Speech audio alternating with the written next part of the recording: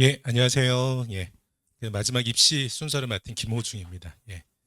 그 오늘 내용은 뭐 한 크게 다섯 챕터 정도로 나뉘어져 있고요. 자, 받으셨던 이제 배부 자료 보시면서 그 말씀 좀 드리도록 하겠습니다. 그 배부 자료 보시면은 그 공란으로 되어져 있는 곳들도 좀 있을 거예요. 좀 중요하다라고 생각하고 부모님께서 꼭 기록을 하시면서 기억을 하셨으면 하는 부분들에 대해서는 좀 공란으로 처리를 해 두어서 그 내용들도 이제 기록하시면서 그 화면 참고하시면서 들으시면 될 것 같습니다. 자, 외대부고 우선 수시 경쟁력에 대해서 좀 진단해 드리는 시간부터 갖도록 하겠습니다. 자, 예비 고2 이제 고2 되는 학생들이잖아요. 자, 1학년 그 등급이나 석차 이런 것들 대략적으로 기억나시나요? 예, 그거 이제 머릿속에 연상하시면서 이야기 좀 들으시면 될 것 같습니다.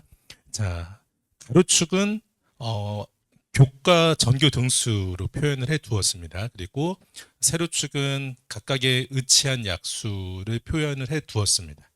자, 보시는 방법은 뭐 어렵지 않게 초록색 그리고 연두색과 이제 주황색 두 가지 색상 톤으로 나누어져 있는데요. 자, 초록색 구간 안에 있는 등수 안에 들어가 있는 경우는 학생부의 전반적인 내용 정도에 따라서 합격 가능성, 지원했을 때의 합격 가능성을 50%를 넘어갈 수 있겠구나라고 보고 있는 구간은 초록색, 연두색으로 표현을 해 두었습니다. 그리고 합격 가능성을 20% 정도까지 볼 수 있겠다. 이 정도로 보고 있는 것들은 주황색으로 표시를 해 두었습니다. 예, 이해되시죠?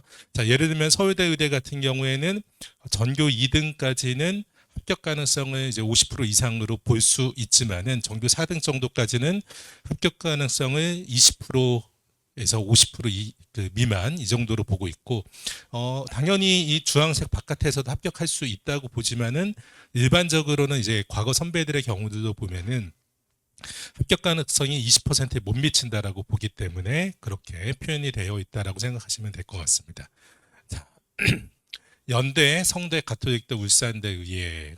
자, 여기서는 이제 뒤에서도 좀 말씀드리겠지만은 성대와 울대 이런 학교가 상당히 좀 주목할 만한 학교일 것 같아요. 외대부고에서는. 그리고 고대, 경희대 역시 이제 외대부고를 가장 사랑하는 대학 이제 경희대 의대가 여기 있고 그리고 한양대와 중대, 의대 이렇게 지켜보시면 하고요.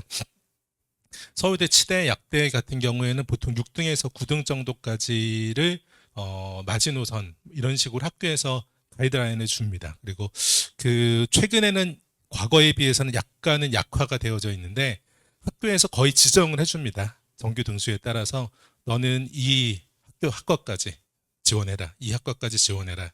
이곳을 지원해야 된다. 상위권. 지금 이 현재 이 교과 정규 등수 안에 들어가는 학생들은 거의 이것에 근접하게 학교에서 거의 그냥 가이드라인을 정해주다시피 해요. 그래서 학생이 본인은 수능 준비가 상당히 잘 되어 있어서 본인은 서울대 의대도 정시로 노려보고 있을 정도로 안정적으로 수능이 모의고사나 사설이 잘 나오고 있는데 학교에서는 서울대 치대까지밖에 쓰지 못하게 하고 너는 뭐 치대까지 쓰거나 꼭 쓴다라면 치대까지 쓰고 아니면은 컴공까지만 써라 이런 식으로 가이드라인을 주니까 이제 학생들 같은 경우에는 그런 것에 의해서 더더욱이 수시 지원을 그냥 포기해버리거나 이런 경우들이 좀 많이 있는 것 같아요. 특히 이 정도 층까지의 학생들의 경우에는 외대부고에서 수시 지원 자체를 6번의 기회를 모두 다 활용하지 않는 학생들이 워낙 많이 있습니다. 뭐 이미 잘 알고 계실 수도 있고 하지만은 학교 내에서의 학교 학생들 간의 어떤 정서 자체가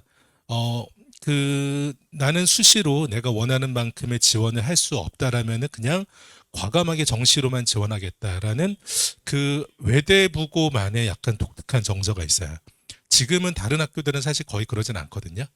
일부 뭐 민사고나 그런 학교들의 경우 그런 부분들이 나타날 수도 있는데 그 독특하게 외대부고에서만 좀 볼 수 있는 재학생들에서의 정서인 것 같아요. 그래서 그 학생들이 실제로 그 수시 지원을 학교에서 정해준 것이긴 하지만은 그 지원을 마음에 들지 않기 때문에 지원을 안 하고 정시에만 이제 기대를 했지만은 실제로 그만큼의 성적이 안 나오는 경우가 더 많겠죠.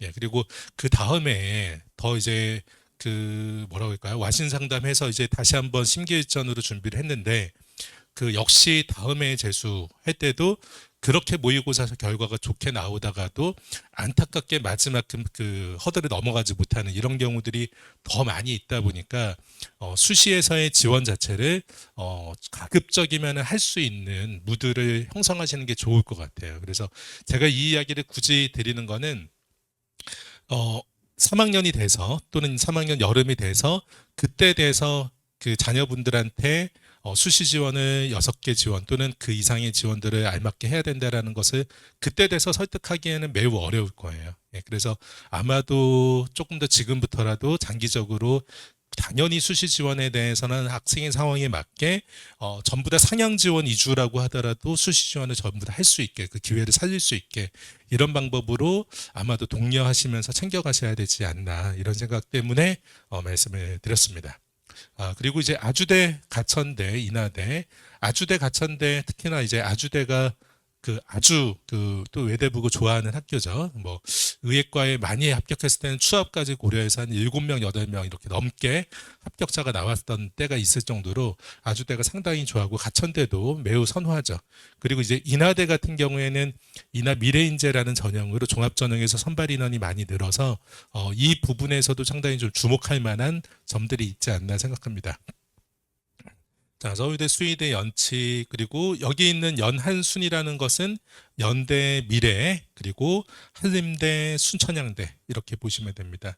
한림대, 순천향대에서도 학생들, 외대부고 학생들 조금씩 선발합니다. 그리고 아래에 있는 단건, 동경이라는 것은 단국대 천안, 건국대 글로컬, 동국대 경주 캠퍼스, 그리고 여기 경자는 경북대 의예 이렇게 보시면 됩니다. 지방 국립대 의예 중에서 경북대 의예가 또 상당히 선호합니다. 그래서 그 외 경북대 의예를 제외하고 지방국립대 의예에서는 사실은 그 결과가 쉽지는 않게 나와요. 가끔씩 이제 충남, 충북 이런 곳들에서 한 명씩 합격했다라는 경우들이 나타나긴 하는데 그것이 이제 빈번하지는 않기 때문에 지방국립의대 중에서는 경북대 의대를 이제 가장 주목할 만한 학교다라고 볼 수 있고요. 지방사립의대에서도 역시 결과가 잘 나오지는 않는 편입니다. 그리고 말씀드렸던 대로 이제 경희대가 치대, 한의대, 약대까지도 매우 외대부고 학생들을 이제 후하게 평가하고 있는 평가 방식을 가지고 있다 보니까 좋은 결과들이 많이 나오고 있고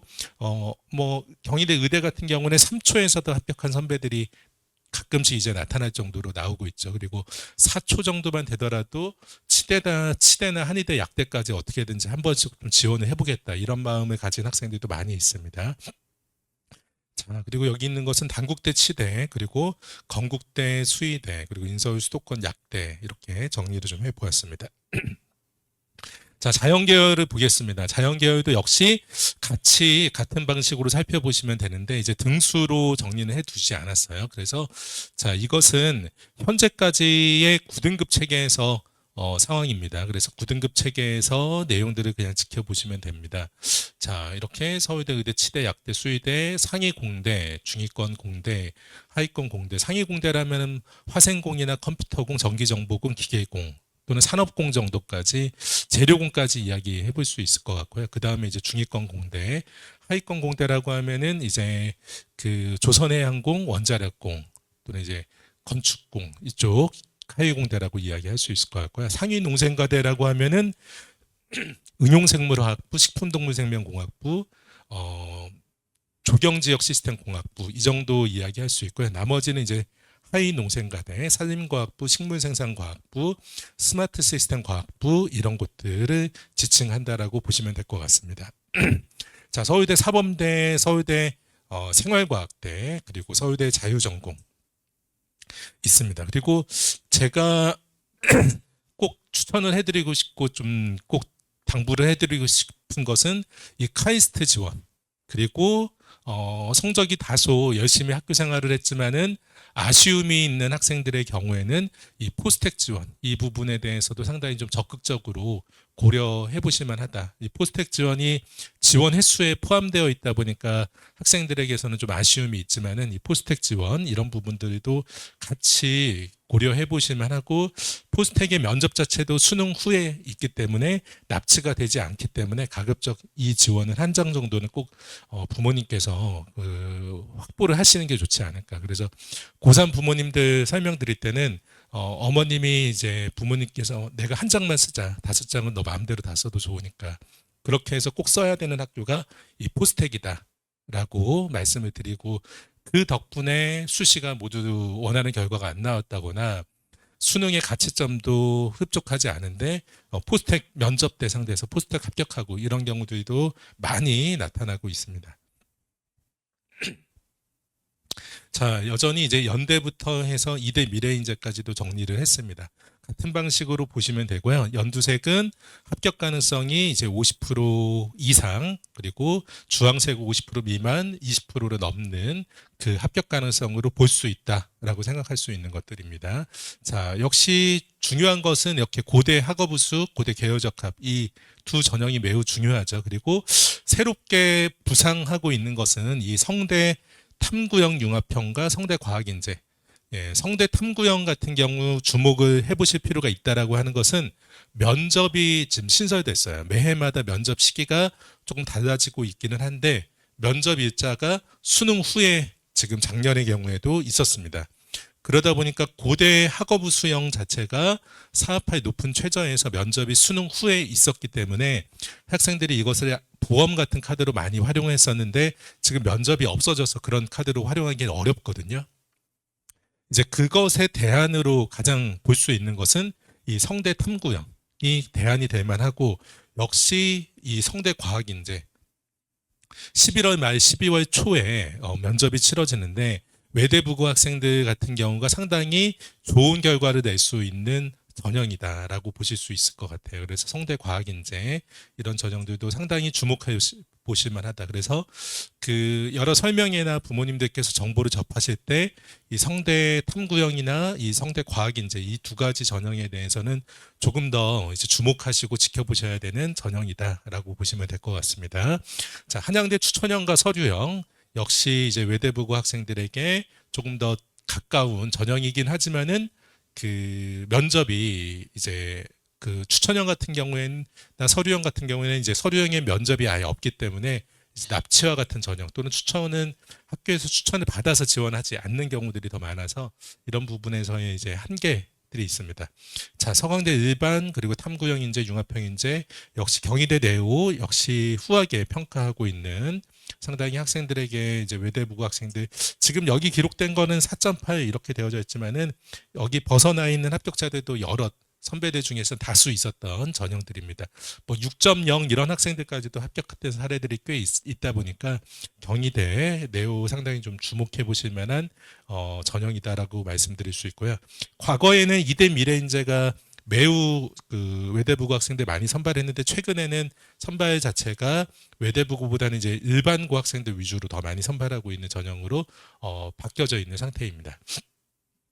자, 그 조금 더 이제 학교가 달라지면은 시립대 종합하고 건국대 자기 추천 이 두 전형 자체가 주목해 보실 만하고, 그리고 이제 숙대 숙명인재 그리고 숙대 숙명인재 다음으로 학생들이 학교에서 성적이 여기 있는 성적에 끝에 있는 성적에 가깝거나 조금 더 벗어나 있다라고 하면은 국민대, 숭실대, 특히나 이제 국민대가 학생들이 비교적 잘 선발을 하고 있고, 외대부고 학생들이라고 하더라도 과거보다는 수능이 그렇게까지 잘 나오지 않는 친구들이 늘어나긴 했거든요. 코로나 시기를 거쳐가면서 그 성적 자체도 양극화가 조금 더 벌어져 가고 있는 상태다 보니까 성적이 교과 성적이 충분하게 안 나오고 있다라고 하면은 그래도 수시에서 국민대 같은 종합전형을 지원해 두는 게 더 안전할 수 있습니다.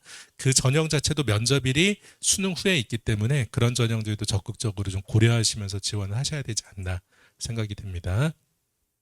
가끔씩 그 여기 벗어나 있는 성적대에서 그래도 재학생 때 당시에 수시를 너무 이제 공격적으로 지원을 해서 불가피하게 이제 재수할 수밖에 없고 재수하는 과정에서도 수능 공부가 녹록치가 않아서 그 하소연하는 이런 학생들이나 부모님들 종종 만나게 됩니다. 그래서 그런 경우들에 대해서도 조금 더 면밀하게 검토하시면서 좀 지원하셔야 되지 않나 생각이 듭니다.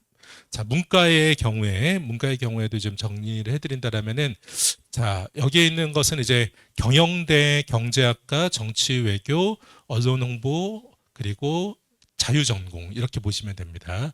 이제 가장 그 상위 문과에서 갈 수 있는 선택할 수 있는 가장 상위 학과들이라고 볼 수 있고 경영이나 경제 그리고 정치외교 언론, 자유전공 여기는 이제 실력으로 붙어야 돼요. 실력으로 붙어야 되고 틈이 나거나 이렇게 조정되어지는 일들은 많지는 않습니다. 그리고 사회과학대 그리고 농경제, 소비자 뭐 소비자가 꽤 센 모습을 보여주고 있습니다. 가끔씩 소비자가 경제보다도 더 센 그런 해들이 좀 조금 더 많이 빈번하게 나타날 정도로 학생들이 경영이나 경제나 서가대나 정치외교 이쪽은 힘들 것 같으니까 계속 안전하게 하향을 계속적으로 반복하다 보니까 소비자나 농경제가 오히려 더 세게 경쟁이 치열하게 되어지는 상황들이 연출되는 때가 있습니다. 그래서 이 부분에 대해서도 선정을 좀 신중하게 해야 될 필요가 있고요.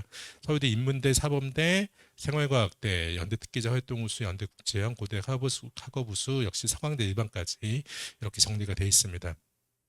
문과 학생들 같은 경우는 조금 더 주목해 볼 만한 것은 연대 특기자, 그리고 연대 국제형, 그리고 고대 학업우수 계열적합형, 특히나 이제 학업우수 같은 경우에도 워낙 문과 학생들 사합할 최저 미충족자들이 많다 보니까 이 고대 학업우수의 컷이 지금 거의 매해마다 조금씩 떨어져 가고 있는 상황에 있습니다. 그리고 역시 말씀드린 것 같이 성대 탐구형도 좀 주목해 볼 만한 문과 학생들에게도 주목할 만한 전형이 될 수 있고요. 한양대 추천형, 중앙대, 경희대, 이대, 시립대, 건국대, 동국대 자 이렇게 정리가 되어 있습니다.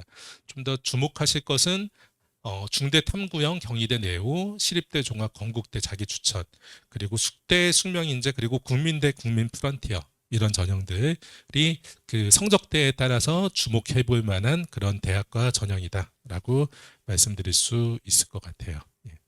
자, 정시 경쟁력에 대해서도 좀 진단해 볼 수 있도록 할게요. 자, 수시 그 말씀드렸던 것을 근거해서 우리 아이가 목표할 수 있는 대학 또 진학 가능성이 있는 대학을 살펴보실 수 있을 것 같습니다. 자, 정시로서도 좀 살펴본다라고 하면은 지금 현재는 이렇게 1학년 때 이런 교육청 모의고사 성적표를 받으셨을 거예요. 자, 그래서 이 내용들을 보다 보면은 우선은 모의고사 성적표를 잘 아시겠지만 활용하는 방법을 말씀드리면은요. 배점이 있고 이제 원 점수들이 있습니다.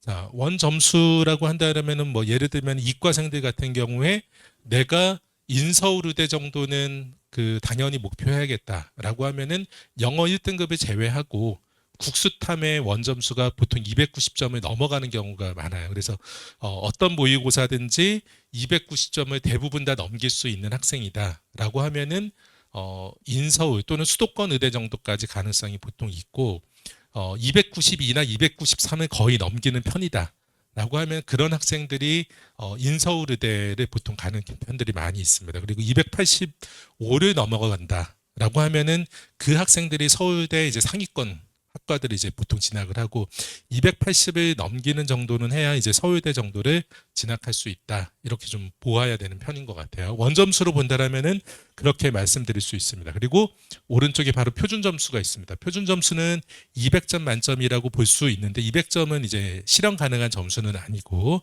학생들의 점수를 본다라고 하면은 만점자 해당하는 과목의 만점자의 표준 점수를 봤을 때 140보다 넘어간다 라고 하면 시험은 어려웠던 시험이라고 볼 수 있어요. 응시자에게.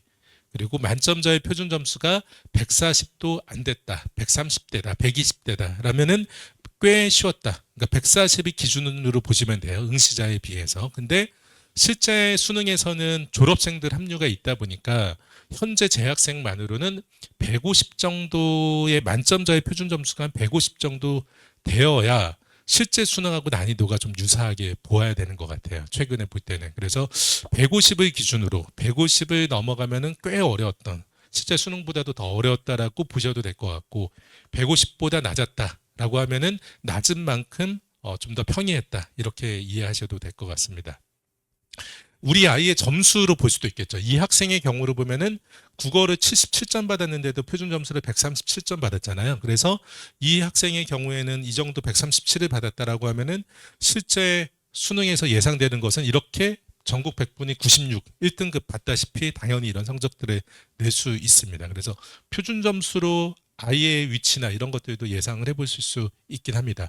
표준 점수 오른쪽에는 이렇게 학급 석차, 학교 석차가 있는데 저희가 주목해야 되는 것은 이 전국 100분위를 주목을 해야 되겠죠. 중요한 것은 수능이라는 것은 전국 단위 평가이기 때문에 전국 100분위에 집중하시면은 이것이 100분위 점수다라고 이해하시면 될 것 같아요.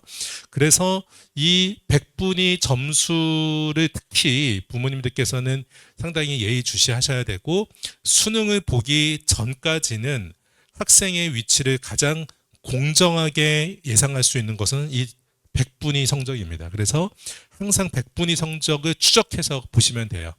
그것에 무언가 더 많은 정보를 원하시면은 그때 표준 점수를 보시면 됩니다. 그때 표준 점수를. 그래서 가장 첫 번째 보셔야 되는 거는 100분위 성적이다. 보시면 됩니다. 그래서 100분위 성적에 해당하는 등급이 바로 오른쪽에 나타나 있어요. 그리고 그 오른쪽에 테이블을 보면은 각각의 등급 간의 전국 인원 비율이 나타나 있습니다. 인원 수와 인원 비율이 있습니다. 그리고 이제 부모님들께서 보시는 것은 이 오른쪽에 있는 참고 자료, 여기 있는 100분위를 누적 100분위를 보통 보시는데 이렇게 누적 100분위로 위치를 확인해 보는 방법들도 있고 제가 소개를 해드리려는 방법은 이 누적 100분위를 확인하는 것이 아니라 여기 적혀 있는 전국 100분위의 평균을 내는 방법을 저는 설명을 드리려고 해요. 뒤에서 다시 말씀을 드릴게요.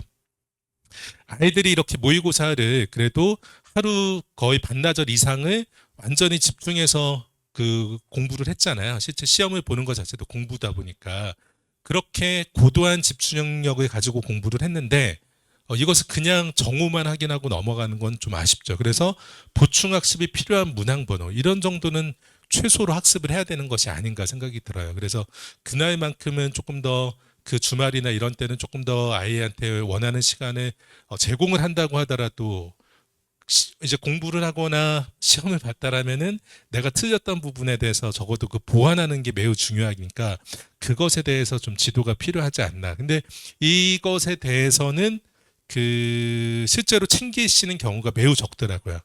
뭐 앞서 말씀드린 것 같이 국수탐 290 넘게 매번 성적 내고 이런 아이들도 이런 것에 크게 신경을 별로 안 쓰는 경우들이 많이 있어요. 근데 이 부분들은 해당 학생이 가장 쉽게 득점을 할 수 있는 문항들이 정리되어 있는 거거든요. 그래서 이것들을 잘 활용하는 것만으로도 장기적으로 8번에 2학년까지 8번의 모의고사에 이것이 잘 되는 것만으로도 제가 볼 때는 각 문항당, 각 영역당 거의 하나하나 반절 정도는 문제를 더 맞추게 효과를 거둘 수 있지 않나 생각이 듭니다. 자, 자, 그리고 이제 왼쪽으로 가면은 국어, 수학, 영어가 있는데 영어보다도 특히나 국어나 수학의 경우에는 세부 영역들, 행동 영역들이 기록되어져 있는데 상위층에 있는 것보다는 하위층에 있는 것이 훨씬 더 뭐라고 할까요? 그 아이들이 이제 그 감점도 많이 당하고 있고 더 고도한 사고를 요구하는 영역이라고 보시면 됩니다. 거의 그것이 일치하거든요. 그래서 쉽게 말하면은 국어에서 어휘나 개념이 가장 쉬운 사고를 요구하는 문항들이고 사실적이에 추론적이에 비판적이에 적용창이 아래로 내려갈수록 점점 더 아이들은 감점할 경우 가능성이 높아지는 거죠. 더 어려운 것도 고도한 문제들을 높은 수준의 문제다라고 보시면 됩니다. 자, 이 학생의 경우를 보면은 어휘 개념에서도 2점을 감점했고 사실적 이해에서도 2점을 감점했습니다. 그리고 추론적 이해에서도 4점이 감점되어져 있는 것을 보았을 때는 그리고 비판적 이해에서 6점 감점, 적용 창의에서 9점 감점. 이걸 보면은 그래도 학습 자체가 어느 정도는 건강하게는 된 것 같아요. 근데 아주 충분한 정도는 아니라고 보여지는 게 어휘 개념에서나 사실적 이해에서의 감점이 나타나지 않게 하는 게 훨씬 더 건강한 거죠. 이게 훨씬 더 심해서 그냥 영역의 구분 없이 큰 차이 없이 뭐 80%의 성취도를 크게 벗어나지 않게 비슷하게 나고 있다라면은 학생은 그 무언가 사고의 영역과 무관하게 펑크가 나 있는 거잖아요. 이런 경우의 학생들을 메이크업하기가 가장 어려운 학생들이에요. 그래서 이렇게 그 비교적 이 수학의 경우, 수학은 지금 전부 다 맞았네요. 이 학생의 경우 같이 그래도 비교적 하위 영역에서보다 상위 영역에서 더 감점이 많은 학생이라고 하면은 학습을 비교적 잘해왔기 때문에 계속적으로 이 학습이 잘 될 수 있게 고도화시키는 것만으로도 하위층이 보완이 되고 점점점 상위 점수 득점을 할 수 있는 학생으로 바뀔 가능성이 높다라는 것입니다. 그래서 이런 부분에서 이제 모의고사 성적표를 통해서 국어, 수학 또는 영어까지도 활용하실 수 있는 점들이 있을 것 같고요. 또 이제 아래를 보면은 A, B, C, D, E로 각각의 그 정답률에 따라서 가장 정답률이 낮은 E까지 구분이 되어 있어서 학생이 A에서부터 틀린 것부터 보완을 하는 게 가장 급선무겠죠. 그래서 그 어떤 난이도의 유형들을 우리 아이가 더 잘 풀고 있고 실수를 하고 있는지를 보시면은 당연히 어려운 문제는 잘 풀고 있는데 쉬운 문제에서 오히려 이제 그 감점을 당하는 경우들이 있다라고 하면은 그 경우에 대해서 좀 주목하고 또 지켜보셔야 될 부분들도 생길 것 같습니다. 자, 모의고사 성적표를 그래서 이렇게 학생들이 고3이 됐을 때 3월 학력평가의 결과가 이러하게 나왔다. 자, 3월, 6월, 9월 수능 각각의 모의고사에서의 성적이 나왔다. 3월까지의 성적이라고 하는 것은 2학년까지의 성적과 그냥 동일하게 거의 보아도 되겠죠. 또는 1학년 때 성적으로도 보아도 큰 차이는 있지는 않을 것 같아요. 근데 이제 서울의 재학생들 기준으로 좀 보았을 때 각각의 100분위 평균에서 6월에 평가원 모의고사를 보면서 하락폭이 가장 크죠.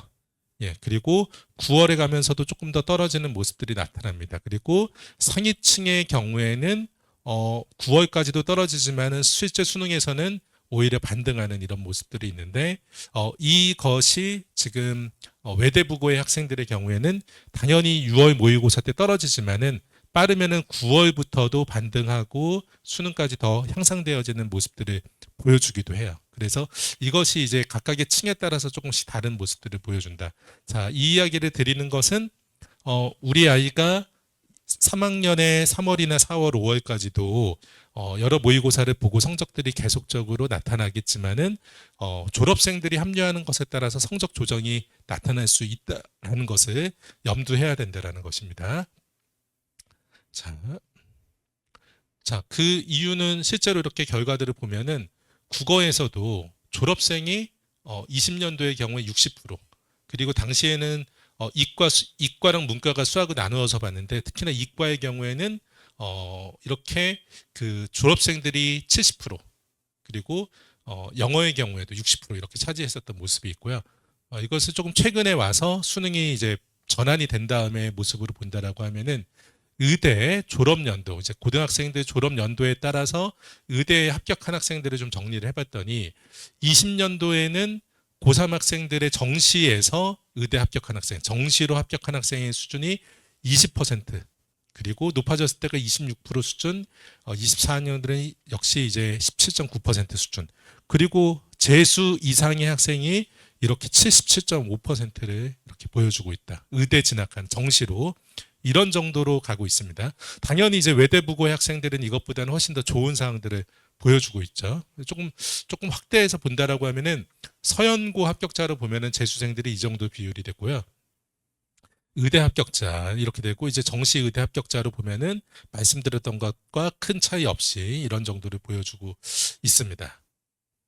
자, 자신의 위치를 그러면 어떻게 파악을 할까 이렇게 좀 생각을 해볼 수 있을 것 같은데, 우선은 100분위의 평균을 낸다고 했잖아요. 실제 수능 성적표는 이렇게 성적표를 받으실 텐데 우선은 탐구의 100분위 성적을 정리를 합니다. 탐구에서의 100분위 성적을 평균을 내면은 96과 90, 그래서 93이 되고, 그리고 수학과 국어를 각각 더해서 3으로 나누면은 그러한 100분위 평균의 성적이 얻어질 수 있습니다. 이것을 관리하시는 것을 이렇게 적극적으로 권해드리는 거예요. 가장 공정하게 확인하실 수 있는 방법입니다. 자, 이것을 가지고서 우리 아이가 최근에 받았던 성적이 이 정도 됐다. 또는 이제 1학년 3월이나 6월 또는 9월 받았던 성적들 참고해 가지고서 또는 2학년 때 이제 받은 성적들을 가지고서 보시면은 이 어디가에 가서 보시면은 그 여기에 대학 평가 기준 결과를 보실 수 있습니다. 자, 약간만 내리면은 스크롤을 내리시면은 여기 클릭하셔서 들어가시면은 결과를 지금 이렇게 화면에서 보시는 것 같이 보실 수 있어요. 그리고 여기서 각각의 대학을 뭐 시옷, 가나다라로 되어 있는 시옷에서 클릭하셔서 들어가시면은 해당하는 대학을 보실 수 있습니다. 각각의 학년도마다 구분해서 보실 수 있는데 이 보시면은 오른쪽에 이렇게 최종 등록자의 100분위 평균을 공개하고 있습니다. 이렇게 대학은 말씀드렸던 100분위 평균을 모두 다 공개를 하고 있어요.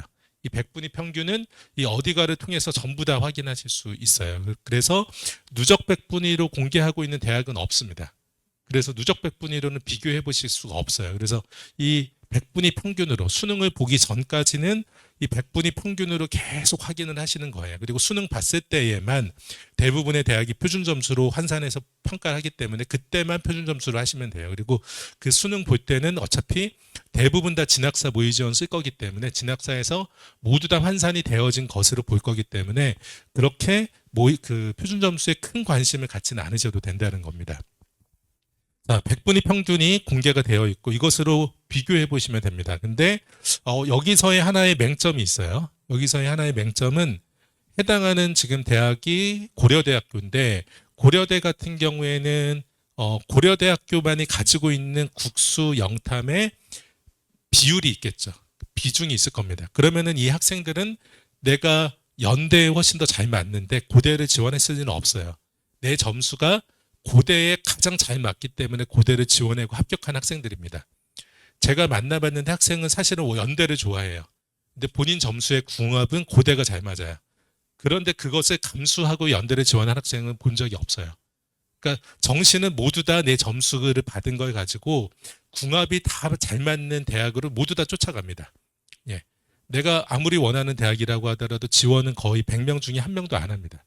자, 그렇기 때문에 이 고대의 결과는 고대의 반영비에 가장 맞는 점수로 지원을 한 학생들이기 때문에 이 100분위 평균의 성적은 실제로는 낮아 있는 점수로 착시가 이루어진다는 거예요. 예, 이해가 될까요? 낮은 점수로. 실제보다는 이 학생들이 평균으로 이렇게 나왔는데 국수 영탐의 반영비를 지나고 나면 가장 훨씬 더 점수가 부풀려지게 되는 학생들도 구성되어 있다는 것이에요. 그렇기 때문에 이 수치를 보실 때 조금 더 보수적으로 보셨으면 좋겠다는 겁니다. 수치를 실제로는 우리 아이는 그냥 평균으로 보고 이 고대에 잘 맞는지 연대에 잘 맞는지 계산 안 하고서 보시게 되잖아요. 그러니까 조금 더 보수적으로 보실 필요가 있다는 것을 말씀을 드립니다. 자, 이렇게 대학 입학처에서 전년도 결과 공개하고 있고 어디가에서도 공개하고 있으니까 뭐 그것보다도 훨씬 더 세부적인 자료들까지도 공개하고 있으니까 참고하시면 될 것 같습니다. 자, 이것을 좀 말씀을 드리고 싶습니다. 그래서 그러면 도대체 우리 아이가 졸업생들이 합류했을 때 성적이 떨어질 수도 있고 매우 열심히 노력해서 유지될 수도 있는데 그리고 아주 근소 상승할 수도 있고 이러한데 그러면 어느 정도까지 성적이 조정될 수 있느냐 이것을 파악을 해보셔야 되잖아요. 그래서 제가 좀 러프하지만은 부모님들께서 조금 더 연상하실 수 있게 찾아내실 수 있게 좀 정리를 해봤습니다. 지금은 국어 수학 탐구의 1등급, 2등급의 60%가 졸업생이라고 보여져요. 60%는 사실 좀 넘게 보여집니다. 자, 그래서 쉽게 말하면은 저희 아이가 국수탐을 모두 다 1등급 컷을 받았어요. 96, 96, 96 모의고사에서. 근데 졸업생이 들어오면은 재학생들보다 1.5배가 더 들어오는 거잖아요. 60%, 40%니까. 그렇게 된다면은 나는 현재 위치에서 2.5배 밀려나는 거죠. 예.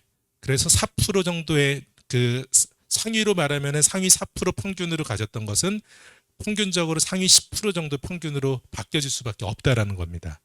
자, 그것을 계산한 방식으로 되어 있는 거예요. 그래서 내가 받았던 100분위 평균을 100에서 먼저 빼고 그리고 그것을 다시 100에서 빼면은 성적이 나오죠. 근데 여기에 K값이라는 것을 곱해보는 것입니다. 이 경우에는 그냥 일반적인 학생이라면은 2.5를 그냥 곱하면은 되겠죠. 90% 이내라고 하면은. 근데 학생이 정시에 뚜렷한 강점의 고등학교의 재학생이라고 하면은 그것을 K값을 2.5를 기본해서 0.5를 뺀다. 예, 그럼 외대부고는 그래도 누가 보더라도 정시에 뚜렷한 강점이 있는 학교라고 보아야 돼요. 그리고 상위 90% 이내로 본다라고 하면은 자, 그러면 0.5를 빼면 2.0이 될 수 있죠. 게다가 두 번째 요인을 보면은 2년 동안에 아직 2년 차가 안 됐습니다. 2년 동안에 모의고사의 추이가 뚜렷하게 향상세라면은 예, 근소하더라도 꾸준히 올라가고만 있다라면은 해당이 된다고 봐요. 제가 볼 때는. 근데 뭐 그 오르락 내리락 하면서 전체적으로 보면 크게 오른 것은 아니다라고 보면은 뚜렷한 향상 정도까지는 볼 수는 없을 것 같아요. 만약에 그러한 정도로 뚜렷한 향상이다. 외대부고의 학생이 그래도 중상위권 정도 됐다라고 하면 근소 향상 정도는 되거든요. 제가 만났던 대부분 학생들은. 그래서 근소 향상 정도는 될 거라서 이 정도는 해당이 될 것 같아요. 0.25 정도는. 그래서 근소 향상한 학생이라고 하면은 2.5에서 0.5를 빼서 2.0이 돼 있는 데에서 2.0에서 0.25를 빼면 1.75가 되잖아요. 1.75로 됐다. 그리고 이 학생이 2학년이 끝나면서부터도 이제 겨울방학부터 수능에 대한 대비를 매우 기대해 볼 만한 학생이다라고 하면 0.5를 뺄 수 있겠죠. 그래서 1.75에서 또 0.5를 뺐다 1.25가 되겠죠. 자, 이 경우로 이 학생이 96을 계속 받아왔던 학생인데 100에서 96을 뺐다 4가 되죠. 4에다 1.25로 곱하면 5가 되니까 실제 재학생 당시에는 96의 100분이 평균이지만은 수능의 대비가 잘 될 수 있는 환경, 개인적 노력, 그리고 앞으로의 기대 등에 의해서 100분이 평균 95 정도를 예상해 볼 수 있다라는 겁니다. 그리고 이것을 제가 여러 방식으로 실제 확인한 것에 가깝게 이렇게 그 공식을 만들어 둔 거라서 어느 정도 적용해 보시면서 생각해 보실 수 있을 것 같아요. 그래서 그 정도로 예상한다라고 하면은 정시에서 우리 아이가 대략 어느 정도 성적 나올지 조금 예상은 가능할 겁니다. 자, 제가 감하는 경우만 했는데 사실은 오히려 근소한 하향 추이에 있다라고 하면은 0.25를 더 해야 되겠죠. K값에. 자, 그리고 수능 대비에 대해서도 기대가 더 안 돼요. 학생이 이제 그 중학교 때까지 아주 진짜 뭐랄까 외대부고를 잘 준비해오고 세상에 이런 자녀가 없었던 아이 같은데 뒤늦게 뭐 자아를 성찰하고 이런 과정 중에서 극심한 혼란을 겪는 아이들이 외대부고에도 종종 있잖아요. 이제 이런 경우라고 하면 어쩔 수 없이 기대가 되기 어렵기 때문에 오히려 K값을 더 해야 되는 경우들도 있을 거예요. 자, 그것을 기준으로 해서 좀 말씀을 드려보려고 해요. 그래서 예상되어지는 100분위 평균을 가지고서 여기 100분위 합도 있고 평균도 정리가 되어져 있거든요. 그래서 이것을 가지고서 실제로 어느 정도의 대학에 진학할 수 있는지를 좀 정리를 해 두었습니다. 자, 다시 한번 요약해서 말씀드리면은 탐구의 100분위 평균을 먼저 내고 국어 수학의 국수탐의 100분위 평균을 낸 다음에 이 K값을 통해서 조정을 한번 해보면은 러프하지만은 그 우리 아이의 수능 예상 100분위를 산출을 해볼 수 있는 겁니다. 그래서 그 값으로 지금 이 가이드라인 제시하는 것에서 보시면 좋을 것 같아요. 자, 이렇게 의대, 치대, 한의대, 약대, 수의대 자, 조금 보정을 해 두었습니다. 지금 워낙에 수능의 출제에 따라서 대학이 반영비가 어떠냐에 따라서 지금 약간 뒤바뀌고 들쭉날쭉하는 것들이 있는데 그런 부분은 좀 보정을 해서 장기적으로 참고하시기 좋은 정도로 좀 보정을 해 둔 상태에 있습니다. 자, 그리고 자연계열도 이렇게 좀 정리를 했습니다. 이거는 배부 자료에 아마 보이실 수 있어서 대학 명칭만 좀 정리를 하시면 될 텐데 똑같이 이제 99, 100분위 정도에서부터 84, 82 이렇게 100분위 정도까지 좀 정리가 됐는데요. 최근에 수능 자체도 양극화가 엄청 많이 됐어요. 그래서 의치한 약수는 컷이 지금 매해마다 조금씩 높아지고 있을 정도로 상위권의 학생들이 모든 영역을 고르게 잘 보고 있어요. 졸업생들 선수들도 엄청 많이 투입되고 있는 겁니다. 그리고 오히려 중상위권에서부터는 컷이 붕괴되고 있는 모습들이 보여져요. 그래서 그런 모습들이 사실은 2대 시립대, 건국대 이 정도에서부터도 예전에는 시립대나 이대 같은 경우에도 이렇게 91을 오히려 93, 94까지 가는 학과들이 좀 있었는데 붕괴되고 있습니다. 그리고 대학의 서열이 오히려 더 심화되고 있는 것처럼 보여져요. 아주 명확하게. 예, 지금에 있는 모습들 같이 아주 명확하게 대학의 서열이 심화되고 있는 것처럼 보여지고 있습니다. 그리고 이렇게 뭐 동국대, 그 국민대, 숭실대 쪽 가면은 붕괴가 더 심화되고 있고 이과임에도 불구하고 정시로 한 82, 100분이 하면은 정시로 그 인서울 할 수 있습니다. 예. 자, 문과의 경우에는 또 이렇게 정리가 됩니다. 문과 같은 경우에는 더 심해서 그 인서울 하려고 하면은 한 74, 75 이 정도로도 문과에서는 인서울 할 수 있는 정도까지 나타나고 있습니다. 지금 보시면은 이공계에서도 마찬가지였고 지금 연대나 고대의 결과가 이과는 조금 그렇지 않은데 문과의 경우에는 연대 고대의 위치가 바뀌어져 있는 것처럼 보이잖아요. 자, 이것은 영어 그 감점 문제가 있기 때문에 그래요. 연대 같은 경우에는 2등급이면 감점이 5점 감점을 하고 있고 고대는 2등급이더라도 2점 감점을 하고 있거든요. 근데 그 감점 자체가 3점 감점을 하고 있는데 2점 차이가 나는 게 지금 넘어오지를 못하는 겁니다. 자, 그래서 영어 2등급인 학생은 실제 연대를 거의 지원 못해요. 올해같이 영어 2등급자, 1등급자가 다수인 경우에는 2등급 가지고 연대를 넘어오지 못할 정도예요. 만약에 연대로 넘어올 정도라면은 사실은 다른 과목 잘했다라면 서울대 붙을 수 있는 정도이기 때문에 2등급 가지고 연대를 붙는 경우는 매우 드물 정도로 그렇게 보시면 됩니다. 그러다 보니까 여기에서는 지금 영어의 점수는 빠져 있잖아요. 국수타면 100분이 평균만 보여주고 있기 때문에 대학에서 공개하고 있는 것들도 그렇게 공개하고 있기 때문에 마치 고대가 훨씬 더 우수한 학생들이 진학하고 있는 것처럼 착시가 있어요. 경희대도 마찬가지입니다. 경희대도 영어 감점이 엄청 큽니다. 이제 그런 착시들이 있는데 실제로는 고득점 중에서 고대부터 가겠다라는 학생들은 거의 이제 찾아보기 어렵습니다. 자, 이렇게 그러한 내용들이 조금 상세한 내용들이 좀 있기는 한데 지금 보시는 것 같이 살펴보실 수 있고 이렇게 동국대 같이 이렇게 튀어나와 있는 것은 경찰행정학과 튀어나와 있는 거고 실제로는 이 정도에서 경찰행정을 제외하고서는 88, 100분 정도부터 거의 다 출발을 하고 있습니다. 시립대는 세무학과, 도시행정학과 이런 게 좀 튀어나와 있는 거고요.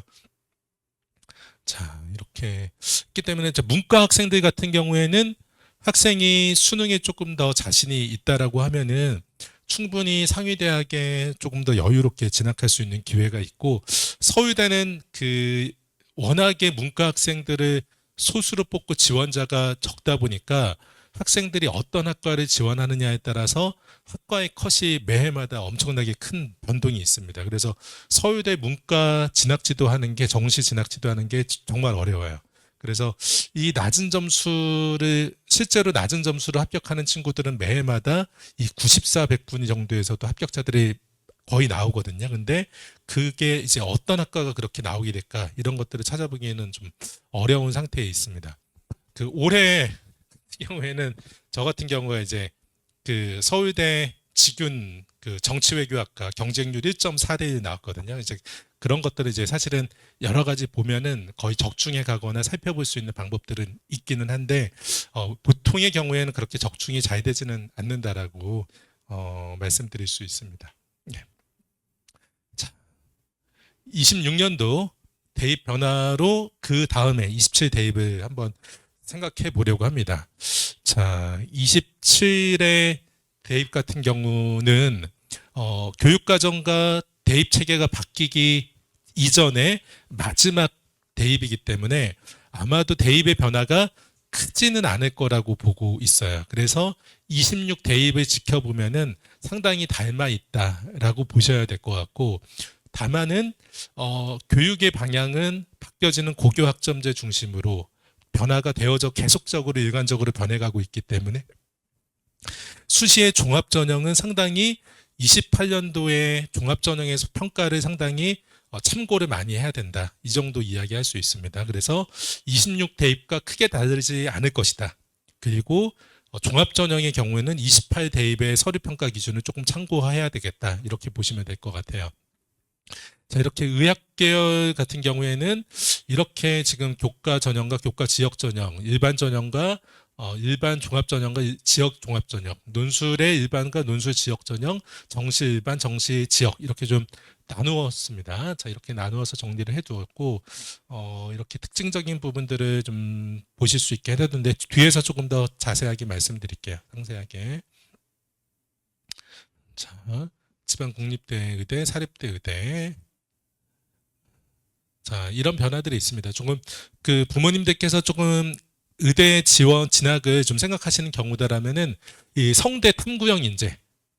자, 근본이 25학년도부터 선발 인원이 2배 이상 늘어났어요. 2배 늘어났습니다. 이렇게 50명으로 선발, 상당히 많은 수 선발합니다. 그래서 성대 탐구형 인재에서의 외대부고 선배의 결과가 어땠는지를 지켜보는 게 상당히 중요할 것 같고요. 그리고 울산대 종합면접. 자, 이거 상당히 중요합니다. 이날에 서울대 직윤과 그리고 가톨릭대 학추 면접일이 같아요. 울산대 종합 면접 일자가. 자, 그래서 전사고 학생들의 경우에는 여기에 지원들을 많이 합니다. 1등, 2등 같은 경우에는 여기를 1등, 2등 중에서는 아마도 가톨릭 학추를 이제 쓸 거고 그 남아있는 학생들은 모두 다 여기 와요. 그러면 여기서 4명, 5명까지도 합격합니다. 정교 최대 많으면은 정교 등수 8, 9등 정도까지 중에서 거의 다 씁니다. 근데 여기서 많이 합격하기 때문에 울대 종합전형 또 기억을 해보셔야 되고요. 경희대가 네오 르네상스로 학생들이 많이 선발했는데 올해 인원이 좀 축소된 것도 조금 외대부고에게는 이제 좋은 소식은 아닙니다. 그리고 늘어난 부분들이 한양대의 논술 전형이 새로 신설됐다라는 거, 그리고 추천과 서류형이 25, 30 뽑던 게 40, 16으로 뽑는다라는 거, 그리고 그래서 한양대 추천형으로 추천받아서 지원해야 될 외대부고 학생들도 좀 늘어나야 되지 않나 보고 있고요. 그리고 아주대 에이스 전형이 역시 20명 늘어나서 2배가 된 40명. 여기 외대부고 학생들 많이 선호한다고 말씀드렸던 것 같이 아주대 에이스 의대, 그리고 가천대 가천의학학 역시 그 13명 늘어나서 33명으로 여기도 외대부고 학생들 선호하고, 가천대는 역시 논술이죠. 논술이 작년부터 이제 40명으로 신설되면서 40명 정도의 규모면은 논술이 아주 빼어나게 준비되지 않은 학생도 합격자가 나타나는 거예요. 그 정도는 충분히 합격할 수 있는 거기 때문에 이 가천대 논술 같은 전형이 학생들에게 상당히 그 의대에 가는 마지막에 좋은 희망 같은 카드가 될 수 있습니다. 논술 전형이 많이 생깁니다. 이대 의대도 논술 전형이 생기고 한양대 의대도 논술 전형이 신설이 돼요. 그리고 이미 25학년도에 논술 전형이 증원이 많이 되어져 있는 상태여서 수학의 강점이 상당히 있고 수리 논술을 잘 준비해 갈 수 있는 학생이라고 하면은 이 논술 전형으로 의대 진학의 가능성이 좀 높다고 이렇게 말씀드릴 수 있습니다. 말씀드린 것 같이 인하대 미래인재 같은 경우에는 2배 넘게 26명이 더 추가돼서 42명으로 선발하고 있어서 새롭게 좀 주목을 해야 될 대학이다. 과거에 인하 미래인재가 많은 학생들 선발할 때에 전사고 학생들을 많이 선발했거든요. 근데 그 외에 이렇게 10명대 선발하면서 일반고 위주로 많이 선발을 했었습니다. 근데 이렇게 증원을 많이 한 것은 전사고의 학생들에게 몫이 좀 돌아갈 것으로 그렇게 예상을 하고 있는 상태입니다.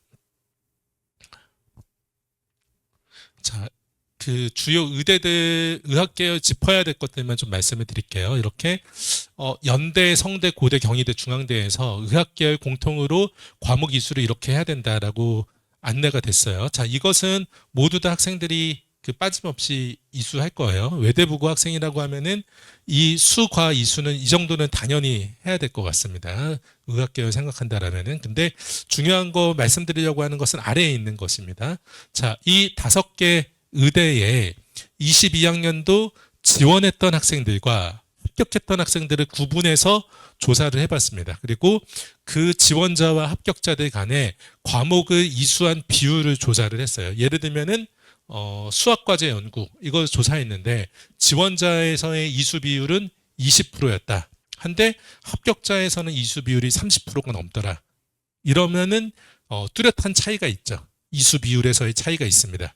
그 이수 비율의 차이가 있는 과목만 좀 정리를 한 거예요. 모든 과목을 가져온 것은 아니고 그래도 유의미하게 보이는 수치를 보여주고 있는 과목들은 전부 다 정리를 해둔 것입니다. 예. 특히나 수치에서 큰 차이가 나는 과목들은 이 붉은색으로 밑줄이 되어져 있는 과목들의 큰 차이를 보여줬어요. 그래서 자, 이것을 강조하는 것은 종합전형에서 관련 교과 이수의 노력이라는 항목으로 평가를 하잖아요. 그래서 의학계열 관련 교과 이수의 노력 부분에서 이 과목들까지 이수한 학생들이 긍정적인 평가를 한다는 것입니다. 공개한 것에서 학생이 과목 이수를 위해서 추가적인 노력을 어떻게 했는가라고 예시에도 아예 공동교육과정 이런 것들이 나오잖아요. 예. 그렇기 때문에 해당하는 전문 교과의 이수가 이렇게 그 좋은 의대를 생각하는 학생들에게는 그 꼭 고려하고 생각해야 되는 점들이다. 아마 2학년 때 지금 전부 다 고려가 되어져 있을 텐데 또는 3학년 1학기까지도 같이 고려해서 이수가 필요합니다. 자, 그리고 여러 대학보다는 조금 성대 그 평가 기준을 살펴보시는 게 제안을 해드리는 게 그 외대부고 학생에게는 더 유의미할 것 같아서 타 대학보다 더 구체적으로 보여지고 있습니다. 이렇게 붉은색으로 되어 있는 일반 과목, 진로 선택 과목, 그리고 전문 교과까지 포함해서 말하는 거죠. 이수 현황과 성취 수준, 과목 이수에 대해서 평가하겠다. 그리고 성적 추이와 학업 의지, 그리고 활동 내용의 발전성과 유의미성, 그리고 도전적인 선택 과목 이수 현황 다시 나오죠. 그리고 선택 교과의 강점인 우수성 역시 또 다시 반복적으로 나오고 있습니다. 자, 그리고 창의적 문제 해결 및 역경 극복 의지, 이것이 조금 성대만의 약간 독특한 부분이라고 말씀드릴 수 있고, 세계 시민 의식 및 이타성 이런 부분까지 성대의 평가의 기준의 항목에 있습니다.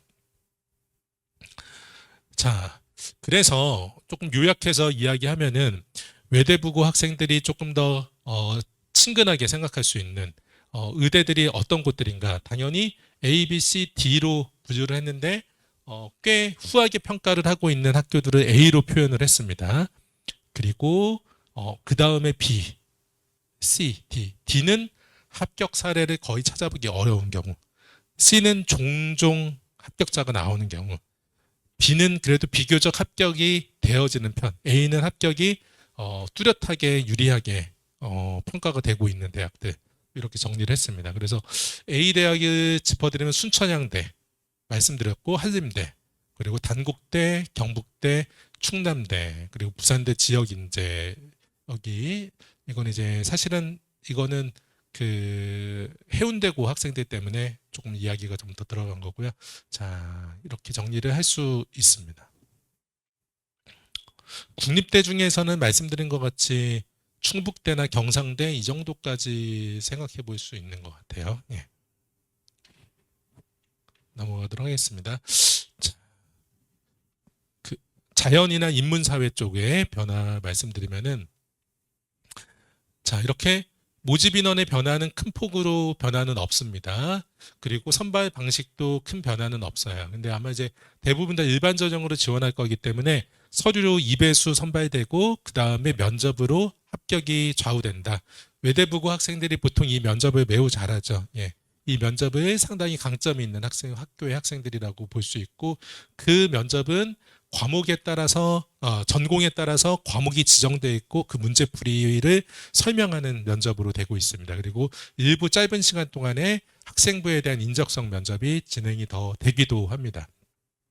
특별한 변화는 없습니다. 좀 주목할 만한 것은 이과라고 하면은 첨단 융합학부 이런 것들 좀 주목할 만하고요. 새롭게 추가되어진 전공이 스마트 시스템 과학과, 그러니까 스마트팜과 관련되어진 전공이거든요. 그래서 스마트 시스템 과학과 정도를 조금 더 주목해 보실 만한 학과라고 제안을 해드릴 수 있습니다. 자, 그리고 일반 대상자, 직윤 대상자 이렇게 있는데, 일반 대상자의 경우에는 수능 다음 날 발표하는데, 올해의 경우에, 작년의 경우에도 수능 당일날 늦게 발표했어요. 그래서 수능 보고 나면은 서울대 합격자 발표를 한번 기다려 봐야 돼요. 그날 바로 발표가 되는 경우들이 조금 더 많았기 때문에. 자, 서울대 정시를 보겠습니다. 서울대 정시는 직윤으로 학교 2명 이내 지원하고, 그리고 일반 전형으로 지원하는데 직윤이 이렇게 늘어났습니다. 약간 더 늘어났어요. 이 직윤이 상당히 안개 속에 있는데 조금 더 늘어나 있는 것이 이 안개가 충분히 거쳐질지는 모르겠습니다. 상당히 지균 만만치가 않고 지균의 경우가 근소 하나만 유리합니다. 그래서 외대부고 학생 중에서 혹시 좋은 성적으로 비교적 서울대 지원할 수 있다. 그리고 지균에서 교과 평가 감점이 적을 수 있는 학생이다라고 하면은 그렇다면은 지균을 같이 생각해 보실 만한 것 같아요. 문과의 학생이라고 하면은 지균을 더 적극적으로 고려하실 수 있을 것 같아요. 특히나 이과보다도 문과 학생이라면은 서울대 문과를 좋은 성적 받는 학생이 전국에 매우 드물다 보니까 지균으로 가면은 보통 더 안전하게 되어지는 케이스가 많습니다. 자, 그리고 이제 일반 전형. 자, 이렇게 있는데 국어 100, 수학 120, 영어는 감점, 탐구는 80 이렇게 보고 있고 영어는 3등급에 이렇게 2점 감점, 2등급은 0.5점 감점 이렇게 되어져 있습니다. 자, 서울대 정시에서 좀 말씀드릴 수 있는 것은 이런 방식의 교과 평가를 해요. 정시 지균이나 일반에서. 자, 수능 점수 산출하는 방식이 이렇게 복잡하게 되어져 있는데 1단계에서 하는 평가 방식에서 서열이 바뀌지가 않아요. 예. 이 1단계에서 학생들의 2배수를 추려내서 이 학생들을 가지고서 다시 그 점수를 환산하는데 이때 2배수 안에 있었던 학생들의 석차가 바뀌지 않습니다. 그러니까 어차피 석차는 그대로 존재하기 때문에 이 두 번째 단계에서의 점수 환산을 애먹으면서 하실 필요는 없어요. 이거는 학생 한 명, 최고점, 최저점 이런 게 들어오기 때문에 학생 한 명 한 명이 들어오고 빠져나가느냐에 따라서 매번 점수가 바뀌어지거든요. 그러니까 이거는 신경 쓰실 필요는 없어요. 어차피 학생의 서열에 따라서 합격이 되기 때문에 신경 안 쓰셔도 된다. 자, 중요한 거는 이 부분이에요. 직균에서는 이렇게 두 명의 입사관의 평가에 의해서 AA부터 CC까지 직균과 일반 평가가 되는데 A, B를 받으면 직균은 2점 감점, 일반은 1점 감점, BB를 받으면 직균은 4점 감점, 일반은 2점 감점이라는 거예요. 그렇기 때문에 외대부고 학생들 같은 경우에 이 정시 일반을 많이 하죠. 예. 중위권 학생들도 BB 정도까지는 웬만하면 버틸 수 있기 때문에 이 정도까지도 BB로 많이 지원을 해서 2점 감점을 해서 지원하는데 이것을 AB 정도까지만 받는다고 하더라도 문과 학생은 오히려 직균이 더 유리할 수 있다는 것을 말씀을 드리는 겁니다. 자, 그러면은 이 A, B, C에 대한 평가는 도대체 어떻게 되는 것인가에 대해서 정리를 해 두었습니다. 세 가지 평가를 해요. 교과 이수 현황, 그리고 과목의 이수에 대해, 그리고 성취도, 그리고 세특에서 보이는 학업 수행의 충실도, 이 세 가지 평가를 합니다. 자, 근데 우리 아이가 재수할 가능성도 있잖아요. 정시 재수할 가능성이 또 있죠. 그러면 28학년도 정시를 보게 되잖아요. 서울대 28학년도에서는 이 평가가 바뀌어져요. 새롭게 추가되는 게 있습니다. 그 내용은 공동체 역량이 추가가 돼요. 예. 그렇기 때문에 우리 아이가 정시재수, 서울대 정시재수를 하게 될 수도 있다라면은 학생부의 공동체 역량이 기록이 어느 정도 되게 만들어야 된다는 거예요. 뒤에서 다시 말씀을 드릴게요.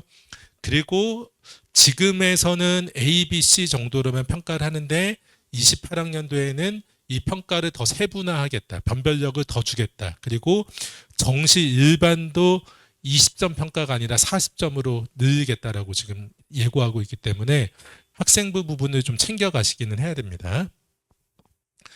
자, 제가 좀 꼭 권해드리고 싶은 것은 이제 학교가 이과의 학생들이라면은 이 카이스트 지원을 적극적으로 좀 고려하라고 말씀을 드리는데 이것의 허들은 자기소개서입니다. 근데 그 다른 학생들보다 외대부고 학생들 자소서 상당히 강점을 가지고 있고 잘 기록할 수 있는 학생들이다 보니까 이 자소서에 대한 준비를 시간을 잘 분산시켜서 미리 잘 해둔 다음에 꼭 카이스트 지원을 좀 해보면 좋을 것 같아요. 예.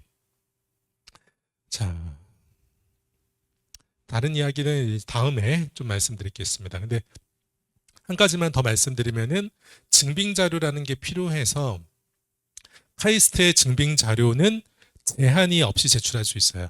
학교 바깥에 있었던 것이든 어디에서도 금지라고 했던 모든 것을 제출할 수 있게 되어져 있어요. 그래서 내가 했던 모든 활동들을 제출할 수 있어서 학교에서 했었던 뭐 대회나 학교에서 했었던 여러 가지 탐구 보고 했던 내용들을 나름대로 열심히 했다라면은 외부의 대회도 많이 있어서 그냥 출품만 해봐도 좋을 것 같습니다. 매 시기마다 관련된 대회가 많이 있거든요. 그래서 예를 들면은 지금 시점이다. 2월 중순이다라고 하면은 2월 초부터 2월 말 정도에 뭐 이런 관련되어진 연구 보고서를 제출할 만한 대회가 찾아보면 한 5개 정도는 돼요. 매 시기마다 그 정도는 된다라는 거예요. 그래서 그 내가 보고서 같은 게 완성된 게 있으면은 다른 노력을 안 하더라도 그냥 출품을 해보면 되잖아요. 큰 비용이 들어가는 건 아니니까.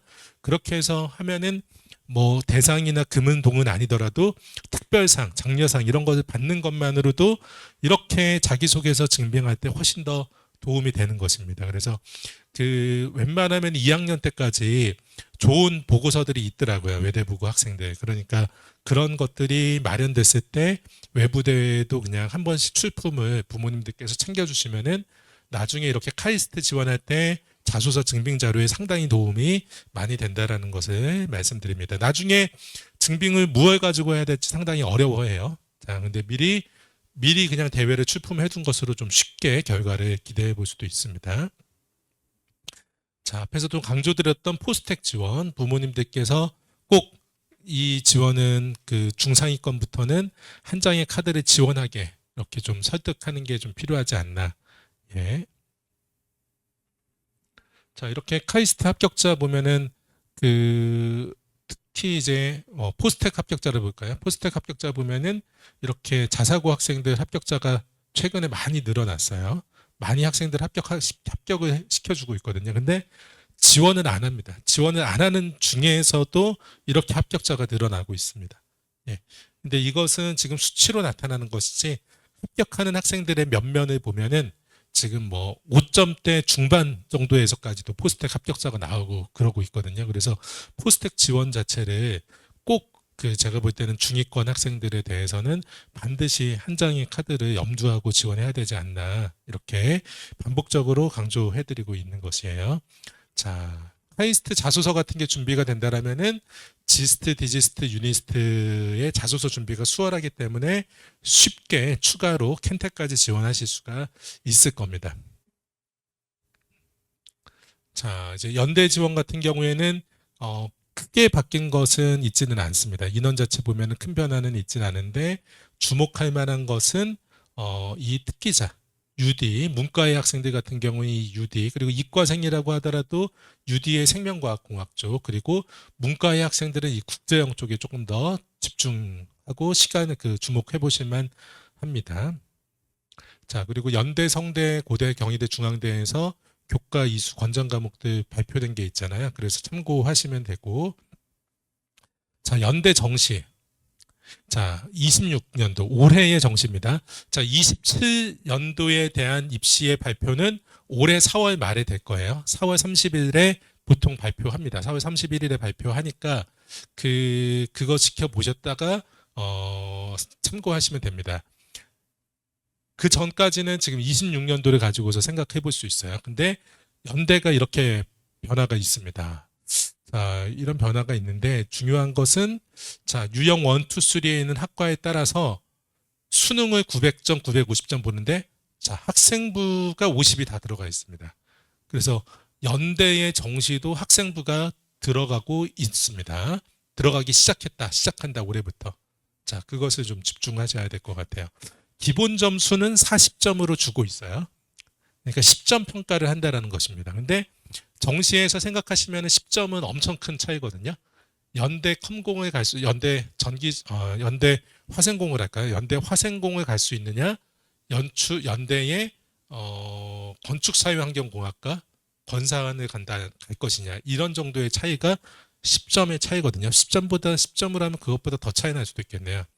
생활 디자인 쪽으로, 그러니까 디자인 계열 쪽으로 갈 것이냐, 이 정도까지도 차이가 나겠네요.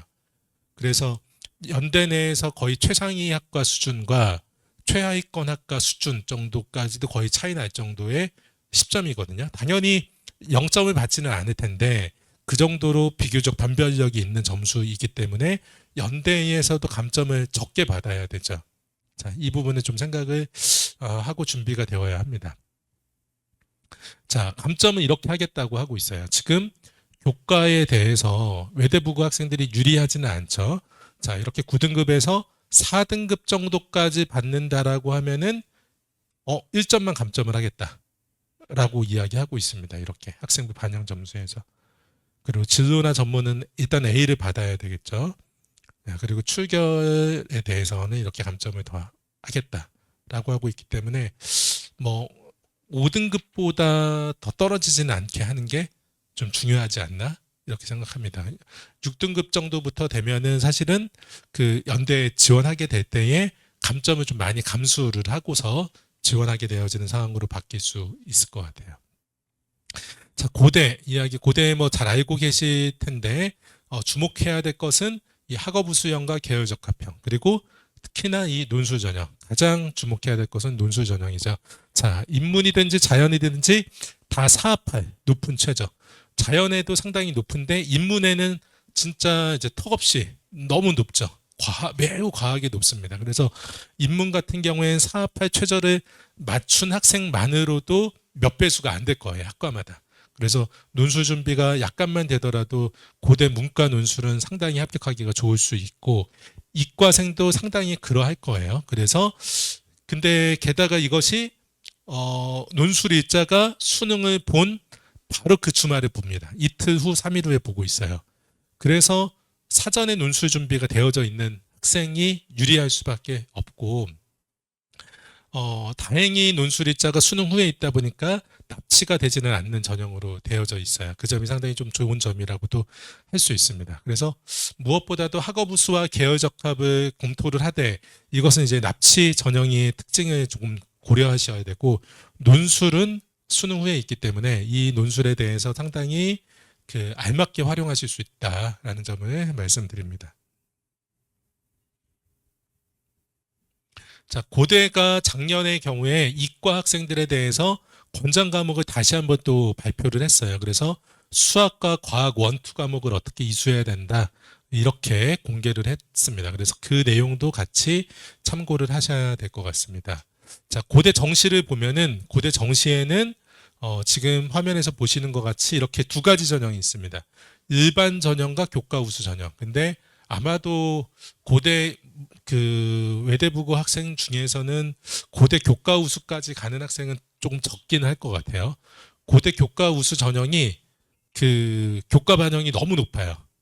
그래서 학생들이 일반 전형에 있는 학생들이 교과 우수 전형으로 넘어오지를 못합니다. 넘어가면은 내 교과 성적이 반영되니까 감점이 너무 커져 버려서 교과 우수로 못 넘어옵니다. 자, 그것에 대해서 좀 이렇게 정리되어 있는 것을 이렇게 정리가 되어져 있습니다. 자, 보시면은 1등급은 100점, 2등급은 98점. 자, 이 학생들까지는 비교적 괜찮죠. 근데 3등급부터 94점, 6점 감점이 돼요. 그러니까 실제로 고대의 인기학과, 이과 기준으로 하면은 고대의 인기학과는 2점 초반 정도에서 지원자의 대부분의 교과 성적이 2점 초반대예요. 그리고 문과의 경우에는 상위학과의 경우에는 2점 중반대 정도. 근데 고대의 비인기 학과를 가면은 이과에서 3점 중반대 정도까지 내려가요.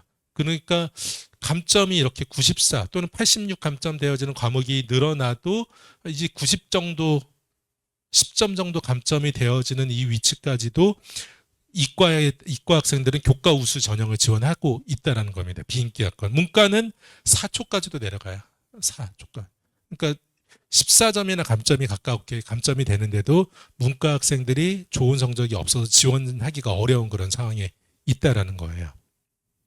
자, 그래서 지원자가 없어서 올해 고대 교과 우수 도거 동문이 경쟁률이 1.6대 1 이렇게 또 결정됐어요. 예. 이렇게 지원할 학생이 없는 겁니다. 그리고 고대 교과 우수 전형의 평균 경쟁률이 3대 1이 못 미쳐요. 예, 보통 2.5대 1 정도 수준밖에 안 될 정도로 그런 점이 있습니다. 그래서 이런 점들에서도 고려를 한다라면은 우리 아이의 교과 성적 자체도 조금 더 관리가 되어질 필요가 여기서도 반복적으로 있습니다. 한 가지 제가 좀 말씀을 중요한 부분일 수 있는데 놓친 게 있네요. 자, 연대. 자, 연대 부분에서 자, 연대 같은 경우가 이렇게 문과에는 사탐 변표를 가산점을 3% 줍니다. 사탐에 대해서만. 자, 근데 그 탐구는 반쪽 과목, 두 과목을 해야 온전하게 한 100점 만점이 되는 거잖아요. 그래서 한 과목으로 하면은 만점자의 표준 점수가 70점 전후로 오고 가는 거예요.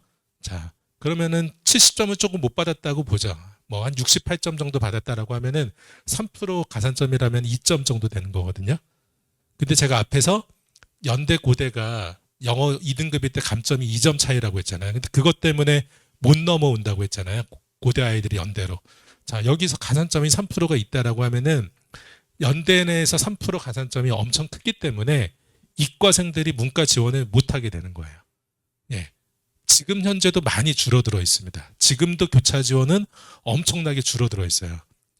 평가원에서 그 국어를 꽤 평이하게 출제하는 걸 통해서 또는 문학을 조금 더 까다롭게 출제하는 방식으로 문과생들의 국어 성적을 많이 끌어올렸어요. 그래서 이과생들이 첫 해에는 수학이나 국어의 상위권을 거의 독점하다시피 했는데 지금 문학을 까다롭게 내거나 평이하게 해서 문과 학생들이 국어에서 선전하게 만들고 그래서 정시에서 교차 지원이 매우 줄어들게 되어져 있거든요.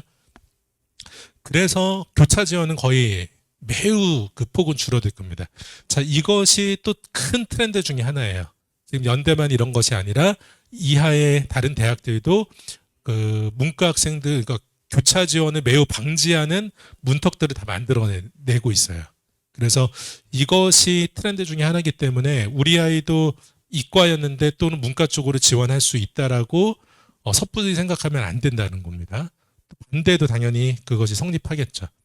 자, 그래서 탐구를 통해서 사탐을 선택하느냐, 과탐을 선택하느냐를 통해서 그 가산점을 줘가지고서 지원 그 문턱을 만들어 놓은 것이 현재 바뀌고 있는 정시의 흐름입니다.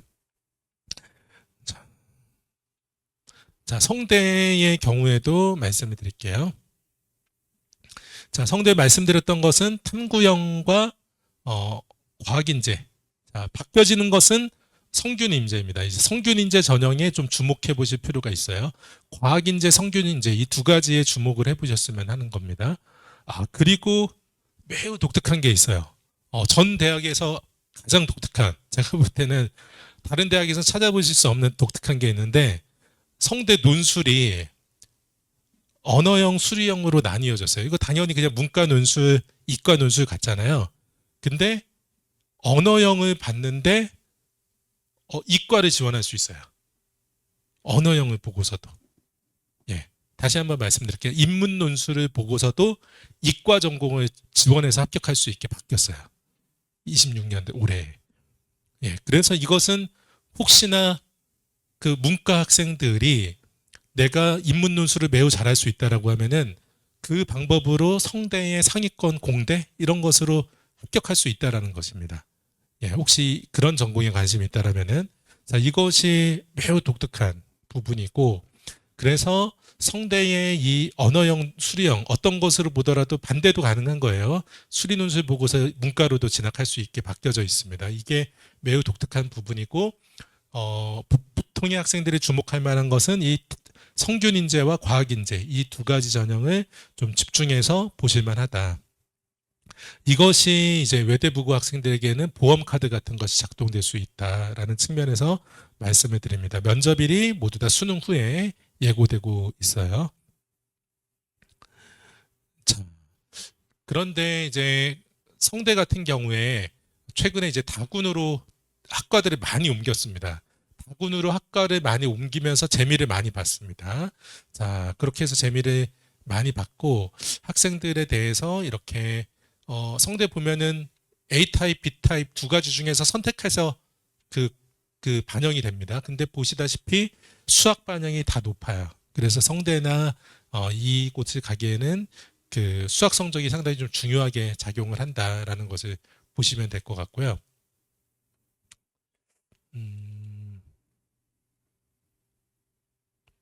자, 그리고 성대 같은 경우에 사범대 같은 경우에도 학생부 20% 반영이 26학년도부터 시작된다라는 거, 학생부 반영이 시작된다라는 점이 있습니다. 그리고 한양대 수시, 한양대 수시에서 지켜보실 만한 것은 이 서류형하고 추천형, 그리고 면접형이라는 게 새로 생겼습니다. 이 면접형의 면접 일자는 수능 후로 예고가 되고 있는 편이에요. 그래서 종합전형에서 보험카드 같은 것이 한양대 면접형도 등장할 수가 있습니다. 그래서 이것을 좀 주목하실 만한 것 같아요.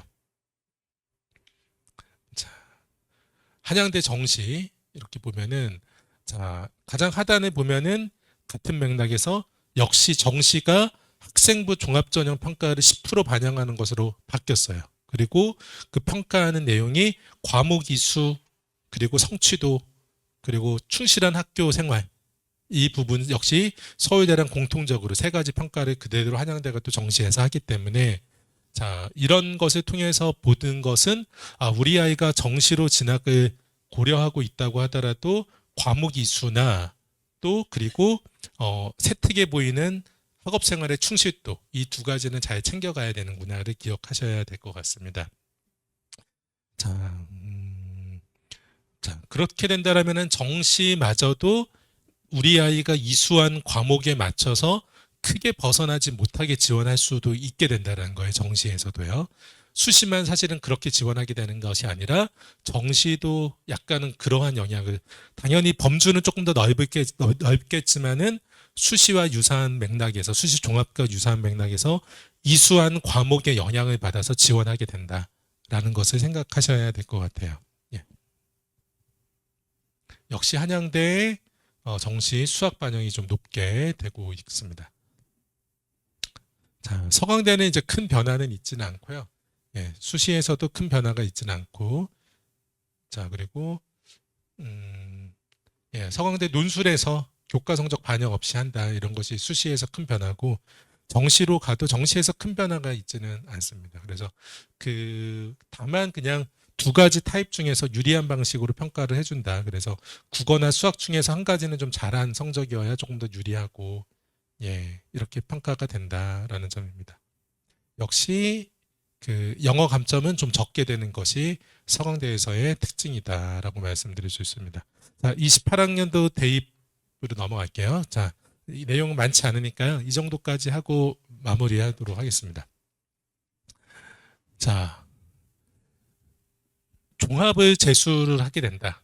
우리 아이가 수시를 다시 재수를 하시게 된다라고 하면은 9등급 평가받은 것은 석차 등수를 가지고 다시 5등급으로 전환돼서 평가를 받게 되어집니다. 자, 그래서 5등급 평가를 받게 된다. 어떤 아이들은 5등급 평가를 받으면은 1등급이 매우 많이 늘어나거나 2등급이 매우 많이 늘어나서 상당히 유리하게 될 수도 있어요. 그래서 제가 꼭 권해드리는 거는 부모님께서 시간 되실 때 1학년 성적이 석차를 가지고서 꼭 10% 1등급, 34% 2등급 이거 환산해 보시는 걸 꼭 권해드려요. 그래서 상당히 유리해질 수가 있습니다. 재수했을 때의 수시가. 최근까지, 올해까지 보더라도 상위 대학들이 종합전형에서 재수생들의 합격자들이 계속 늘어났어요. 그 비율 자체가. 재수 합격자를 종합에서도 계속 늘려오는 추이에 있었다는 겁니다. 그 추이의 원인 중에 또 한 가지는 수능 최저 영향도 있어요. 근데 이제 수능 최저를 제외하고 본다고 하더라도 종합재수 합격자들이 꽤 늘어나왔던 추이에 계속 있었습니다.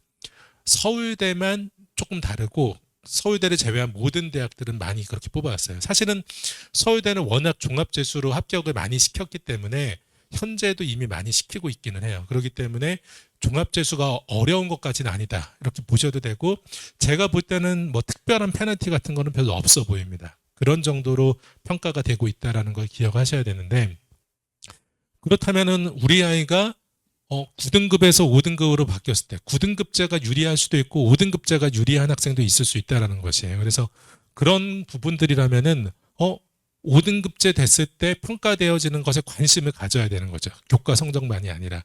그래서 그런 점이 좀 중요할 수 있을 텐데, 고교 학점제로 전환이 됐기 때문에 과목의 이수가 매우 중요합니다.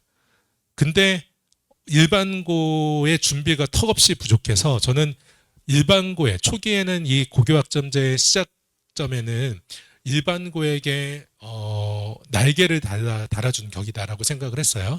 일반고에서 학교 선생님 되면 조금만 충원해서 준비를 하면은 그 과목 이수의 자유도가 높아지니까 전부 다 가능하죠. 그러면은 사실 굳이 자사고를 가지 않더라도 자사고에서 이수할 수 있었던 과목도 일반고에서 다 가능했으니까, 현재도 그게 가능하니까 그렇게 보았지만은 일반고에선 준비를 거의 안 했어요. 그래서 그냥 과거의 교육 과정을 반복하다시피 하고 있어요. 답습하다시피 가고 있고, 휘문에서 미달 사태가 났잖아요. 휘문이 입학 설명회를 했을 때 생물의 유전이란 과목을 3-2에 이수할 수 있는 것으로 설명회를 했어요. 예, 학교 선생님이. 그러니까 생물의 유전을 3-2에 이수할 수 있으면은 의대를 갈 수가 없을 거 아니에요. 좋은 의대를. 그러니까 휴문은 사실은 전부 다 그 실제로 졸업생들 고려하면은 140에서 180여 명이 의학계열 가는 거거든요. 근데 어떻게 과장해서 본다라면은 최소 반절은 그 목표를 가지고 오는 학생들인데, 거기에서 생물의 유전을 3-2에서 이수할 수 있는 것처럼 하니까 부모님들이 모두 지원을 안 해버린 겁니다. 이제 그런 것들이 상당히 영향을 많이 받고, 그렇게 과목의 이수가 매우 중요하다라는 거예요. 그러면은 일반고에서 휘문고를 예시 든 것 같이 준비가 돼 있는 학교가 매우 적어요. 예. 경기고의 예를 든다라면은 경기고는 과중이었기 때문에 교원도 충분하게 있고 매우 강점을 더 극대화시킬 수 있는데, 편성은 또 그렇게 못했어요. 편성은 그것보다 가지고 있는 그러니까 가용한 자원들을 제대로 활용하지 못하는 교육과정을 만들었어요. 제가 봤을 때는. 그래서 이런 문제점들이 일반고에서 바뀌는 고교학점제의 취지를 제대로 살리지 못하는 방식으로 지금 편성이 많이 되어 있어서, 제가 볼 때는 2년, 3년 동안은 자사고가 아주 그 입시 결과가 좋게 될 거라고 보고 있어요. 그것은 당연히 1등급 수도 늘어나고 2등급 수가 늘어날 거기 때문에 뭐 4점 초반대 이런 학생들이 2등급으로 다 세탁이 될 거예요, 성적들이. 예, 이런 학생들이 많아질 거기 때문에 자사고에서 상당히 좋아질 수 있고, 만약에 그것에 우리 아이가 해당이 된다라고 하면은 상당히 도움이 될 겁니다. 그래서 다시 말씀드리는 것은 자사고에서의 이수 과목의 이점을 제대로 활용해 보실 수 있을 거라는 겁니다. 재학생 때보다 재수 때 훨씬 더 그게 유리해질 수 있다. 제가 설명회에서 이런 수도 있다라는 거를 말씀을 드리면은 이제 그 다른 설명회 등에서는 이제 하지 않는, 아마 조금 다른 맥락의 성격으로 이야기를 드리다 보니까 이런 점이 너무 강하게 인상을 가지셔서 이런 주장만 한 것처럼 이렇게 호도하시는 경우들이 보니까 종종 있더라고요. 근데 이제 분명히 강조해서 말씀드린 거는 과거 선배들이 있었던 재수 종합대보다 상황은 분명히 유리해질 거다라고 저는 예상을 그렇게 하고, 그 점을 외대부고 학생들인 어떤 학생들의 배경보다도 유리한 배경을 가지고 있기 때문에 그런 점도 고려하실 수 있다를 말씀을 드립니다. 자, 수능을 말씀을 드리면은 수능은 지금 큰 변화가 있진 않죠. 평가에서는 큰 변화는 있지 않습니다. 근데 국어, 수학은 학생이 선택하는 것은 전부 다 없어지고 모두 다 지정으로 돼 있죠. 그리고 탐구도 8개, 9개 선택해서 그냥 2개, 그냥 통사 통과로 지정하면서 모두 다 바뀌었습니다. 그래서 모든 학생들이 같은 수능을 봅니다.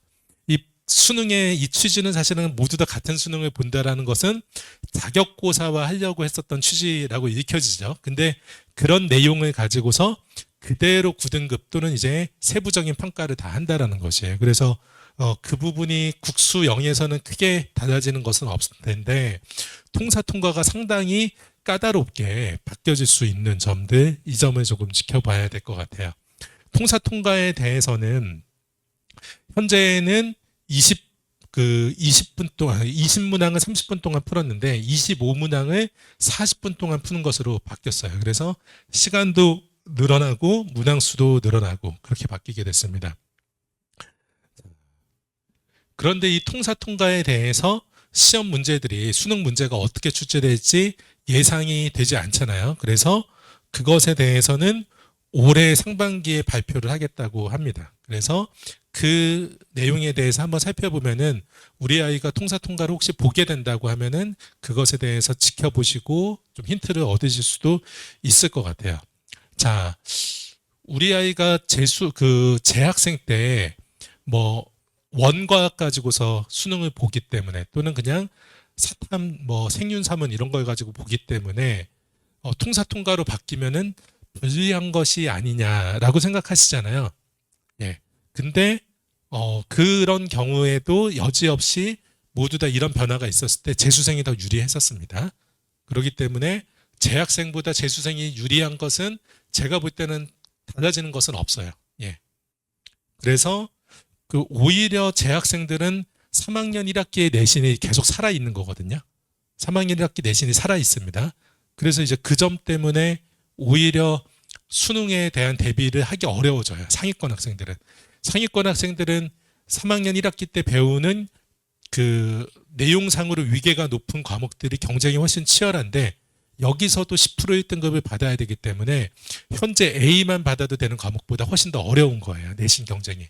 그래서 그런 점에서는 오히려 더 재수생들에게 정시에서 강세가 더 크게 이어질 가능성을 높게 보고 있습니다. 그래서 그런 점까지 고려하더라도 통사통과로 탐구를 볼 거기 때문에 재수생에게 불리하다라는 것은 그냥 재수생의 준비하는 재수생의 입장에서 너무 단편적으로 보는 것 같아요. 내가 그냥 원과학 했던 것을 다시 통사통과를 준비해야 되니까 어렵다라고만 생각하는 상당히 좀 단편적인 접근이라고 생각이 됩니다. 그리고 시험 문항은 25문항으로 늘어났기 때문에 1.5점, 2점, 2.5점으로 이렇게 배점이 되어져서 시험을 보게 됩니다. 자, 바뀌어지는 서울대 입시. 수시나 정시의 흐름은 이런 것을 보면은 좀 바뀌는 방향을 살펴볼 수 있을 것 같아요. 자, 면접을 SNU 역량평가 면접이라는 것으로 하겠다. 이 역량평가 면접이라는 것이 무엇인지 뒤에서 조금 더 말씀드릴게요. 자, 수시에서는 이렇게 서류평가와 종합역량평가라고 하는 서류평가 그리고 역량평가라는 면접 이 두 가지 단계로 치러지는데 이 종합역량평가라는 것은 이 내용을 말합니다. 이 내용을 참고하시기 위해서는 이 왼쪽에 있는 자료들을 찾아서 살펴보시면은 서울대 종합전형의 서류평가에 대해서 이해하실 수 있을 것 같고요. 정시 모집에서도 교과 역량평가는 뒤에서 계속 말씀을 드리도록 할게요. 서울대 수시에서 치러진다라는 역량평가 면접은 이런 것입니다. 학생이 실제 학업 중에 했었던 학업의 내용을 중심으로 해서 심층적으로 질문을 하고 싶다. 그리고 그것은 면접관이 도움을 주어서라도 심층적으로 질문하고 학생의 역량을 확인하겠다라는 것입니다. 자, 이런 방법으로 재수 때 만약에 서울대를 지원한다면 이런 면접 평가를 받게 된다라고 기억하시면 될 것 같아요. 자, 이런 내용은 이런 면접은 아마도 제가 만나봤을 때는 뭐 외대부고 이런 배경 학생들이 가장 잘할 만한 면접들이라서 외대부고 학생들의 면접에서의 강점이 더 살아나지 않을까 생각이 들고요. 정시에서의 서울대 변화 부분은 자, 이 부분입니다. 아까 말씀드린 것 같이 직윤에서는 수능 60%, 교과 40%였는데 일반에서는 수능 80, 교과 20이었잖아요. 근데 교과도 여기 일반 전형마다 40으로 늘어나는 것이 있어요. 그리고 이 40이라고 하는 교과 역량평가는 이 네 가지입니다. 말씀드린 것 같이 과목 이수 충실도, 과목 이수, 그리고 성취도, 그리고 세특에 있는 학습 활동의 충실도, 그리고 네 번째 추가된 것이 공동체 역량이라는 거예요. 그래서 학생들 지금 1학년 학생부도 아직 마감이 안 됐다라면은 그리고 2학년, 3학년 학생부 쓸 때 여기 아래에 있는 소통, 공감, 협업, 성실성, 그리고 윤리적 실천 이런 내용들에 연상시킬 수 있는 에피소드나 학생의 노력이 기록되게 하는 게 좋을 것 같습니다. 이 공동체 역량 부분들. 자, 이 공동체 역량은 이걸 통해서 보다시피 당연히 이것이 수시 평가 항목에 이게 들어가 있겠죠. 서울대 공동체 역량이. 자, 현재는 학업의 소양이라고 되어 있고 공동체 역량이라고 말 안 하고 있었는데 종합재수에서도 이것이 이제 평가될 거기 때문에 미리 재수 종합을 생각한다라면 또는 재수 정시를 생각한다라면 이런 점까지도 챙겨가셔야 될 것 같습니다. 제가 준비한 건 여기까지 하고 수능 과목 선택의 전략은 아마도 그 기말고사 앞두고 중간고사 마친 다음에 또 설명회가 있을 거거든요. 그래서 그때 수능 과목 선택이나 또 다른 내용들 알맞는 내용으로 준비해서 그때 또 인사드리도록 하겠습니다. 혹시 궁금하신 내용들 있으시면 개별적으로 질문 받아드릴게요. 이렇게 나와서 질문 주시면 또 답변 드리겠습니다. 다음에 좀 더 좋은 내용으로 더 많은 분들하고 이렇게 찾아뵐 수 있었으면 좋겠습니다. 감사합니다.